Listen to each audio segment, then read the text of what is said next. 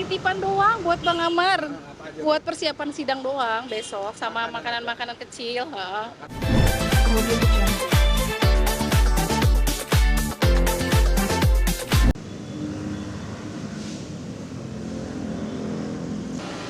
Ambil makanannya dulu.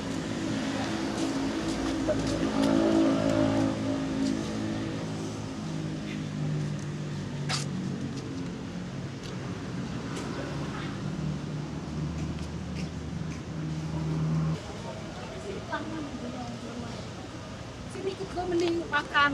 Loh, Woi, ambil apa? Ngambil apa? Bawa makanan apa aja tadi? titipan doang buat Bang Amar. Apa aja Buat tuh? persiapan sidang doang besok sama Makanan apa? makanan-makanan kecil, heeh. Makanan apa tuh yang diminta?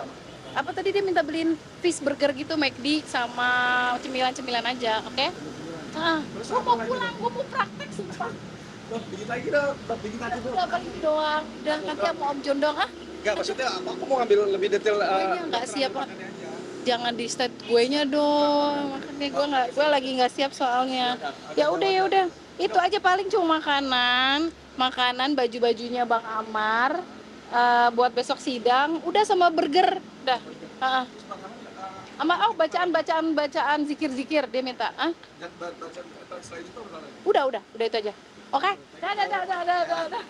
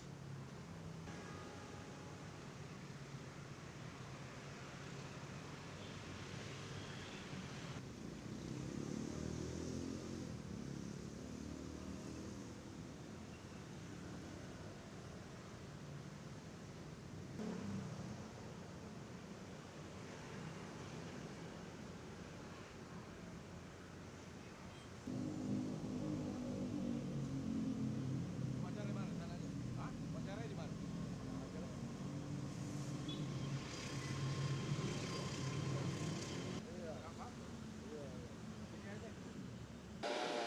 Mas Doni jelang persidangan besok kita Ya kita datang jenguk Amar kan dalam agenda kan untuk persidangan besok. Karena kan Amarnya besok kan diperiksa sebagai terdakwa. Kemungkinan bisa juga diperiksa sebagai saksi mahkota kan. Nah itu tentu kita perlu koordinasi. Dan kemudian kan memang sesuai dengan kuasa kan kita kan masih pasti memberikan konsultasi apa hal-hal yang nggak jelas ya kita jelaskan. Kemudian apa hak-haknya di persidangan ya kita arahkan. Maksud dalam arti ya hak kamu di persidangan begini. Nah, dan kewajiban di persidangan sesuai undang-undang ini kita bilang kan. Kemudian juga ya pasti kita kan memberikan edukasi juga bahwa di persidangan ini kan harus sopan dan jangan menunjuk-nunjuk ya kan, karena kan kita kan harus ya menjaga marwah pengadilan dan duduk harus tertib, jangan ya apalah kaki jangan apa gitu seperti orang begini kan. Jadi lebih banyak itu kemudian tentu banyak juga kita membahas materi perkara yang akan dibicarakan besok dan persiapan-persiapan yang akan dia lakukan besok. Kemudian juga tentu kita mengecek keadaan dia, kesehatannya. Alhamdulillah baik. Kemudian masalah makannya juga alhamdulillah teratur. Kemudian masalah dia olahraga juga, alhamdulillah baik. Dan alhamdulillah kita tengok, ya benar-benarlah Amar ini mendapat perlakuan yang baik, manusiawi, kemudian pembinaan yang bagus. Itu kok kita sampai lama dan kita dalam bertemu itu memang tidak didampingi petugas. Berarti dikasih kebebasan sesuai dengan KUHAP lah. Bicara langsung tanpa ada kamera, kemudian tanpa ada petugas lapas yang duduk di samping kita. Jadi benar-benar ngomong kita hati ke hati. Pasti kita akan pertanyakan apa yang sebenarnya, kemudian apa yang nanti yang dipertanyakan ya benar-benarlah sesuai dengan apa yang terjadi sama dia. Tidak perlu dikurangi, tidak perlu ditambah-tambah. Yang penting bercerita fakta yang sebenarnya. Itu yang kita edukasi. Nanti bisa dibilang apa di dalam itu cukup memakan waktu yang lama, itu artinya semua pemaparan diskusi-diskusi itu nggak ada yang kelewat artinya gitu ya Bang, semuanya untuk persiapan persidangan itu. Iya, kita kan udah mempersiapkan juga karena kan 2 minggu ya berkas menjelang sidang yang kedua untuk saksi ini. Ya kan berarti kita udah siapkan juga pertanyaan ke dia. Ini loh yang besok yang mau kita tanyakan. Karena ini nggak mempermudah sidang juga. Jadi pada waktu kita bertanya dia udah tahu. Jadi kan berarti persiapannya juga kan lebih matang daripada kita nanti kan namanya kan dia orang awam. Pada waktu nanti di persidangan pertanyaan kita ya dia masih bingung. Tentu sekarang ya kita edukasi lah. Tapi bukan mengarahkan.